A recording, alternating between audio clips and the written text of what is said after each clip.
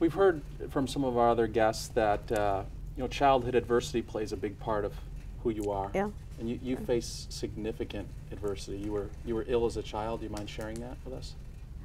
No, I don't mind sharing it. It's I think I became very mature at a very young age because I was 7 at the time, and I had a lot of complications, a lot of lung complications.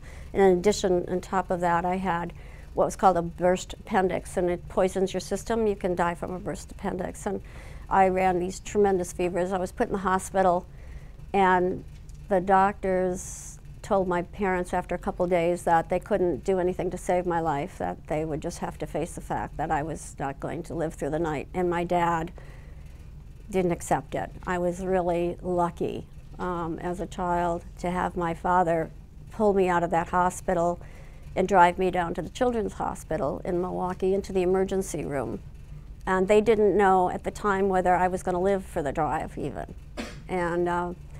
And then I was put in the hospital for months on end. I had like severe complications of not being able to breathe. I had an experience in the iron lung. I didn't have polio or anything, but I had a paralysis that was really, had infected my system.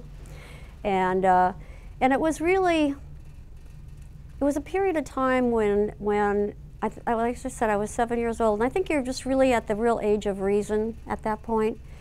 And lying in the hospital, in and out of consciousness, my mother had 9 sisters, and like one of them was always there if my parents weren't there. So I was very fortunate to have somebody by my side who really loved me and gave me unconditional love. And across the hall from my room, this is what really impacted me, I think. Across the hall from my room, they kept putting children in that room. And every few days that child died. And then they would put another child in that room. And then one day they put me in that room. And I knew what was happening in the room, except I didn't know what was happening to the child in the room except that they died. And as a child of 7 years old, you say, they think I'm gonna die. But I'm not gonna die.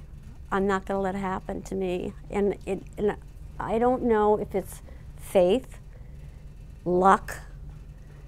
Maybe that wasn't the fate they had for me. Maybe they had something else, but I had this unbelievable, and please don't think I'm Shirley MacLaine when I say out-of-body experience, but if any of you have ever had kind of an experience where you feel like you're separated from your body, that's what happened to me.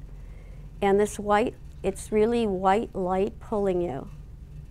And it's very peaceful, but I didn't want to go.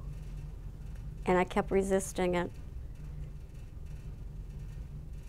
And I came back into my own body. And it was such an experience. And you can say to yourself, well, this child has a great imagination. She dreamed it. I lived it. That's all I can say. And after that moment, I realized the preciousness of life in a profound way for a 7-year-old child. And I have lived every single day to the fullest possibility of my, of all my energy ever since, because it was a gift. I feel like I was given a gift to live to live and to have a full life.